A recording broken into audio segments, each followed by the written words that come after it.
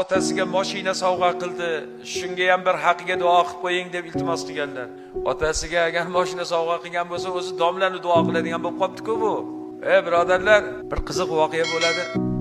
Bir ahli ilm akamiz bilan katta bir mashinalarga o'tiramiz. Men yo'llarda ketaman-u, betonkada bir Cobalt, oq Cobalt bantiklar qilib qizil bantiklar o'rab qo'ygan Cobaltga, orqasiga oldiga otajonimga deb yozib qo'ygan. Birdan haligi bolani quvib qolsa, yonimizdagi ustoz, "Hoy, ta'sir, ta'sir, shoshmang" deydi. Qo'rqib ketaman buni vajohatidan. Ta'sir sekinroq yuring. Haligi bolalarni ushladi endi burilishda. Borib, katta mashinada o'tiribmiz. Juda qimmat mashina. Haligi bolalarga borib, "Ha, bolalar yaxshimisiz? Bu bolalar qo'rqib ketyapti. Ha, aka tinchlikmi? Hech narsa qilmadingiz sizga. Hech narsa qilmadilaring. Qalay, mana bu mashina zo'rmi?" dedi. Mashinasini ko'rsatdi. "Ha, aka, bu zo'r mashina. Barakallah. O'zing uchun bilib qo'ylaring bolalar. Hozir senlarning oldingda tiz cho'kishga tayyorman.